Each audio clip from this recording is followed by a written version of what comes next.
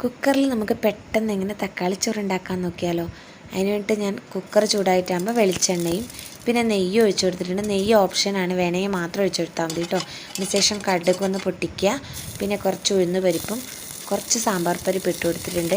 അതൊന്ന് ചൂടായി വന്നാൽ അതിലേക്ക് ഇഞ്ചി ചതച്ചതും പച്ചമുളക് കട്ട് ചെയ്തതും പിന്നെ നമ്മൾ തക്കാളിയും കൂടി ചേർത്ത് കൊടുക്കുന്നുണ്ട്. അതൊന്ന് നന്നായിട്ടൊന്ന് വഴറ്റിയെടുത്ത ശേഷം അതിലേക്ക് അരി ചേർത്ത് കൊടുക്കുന്നുണ്ട്.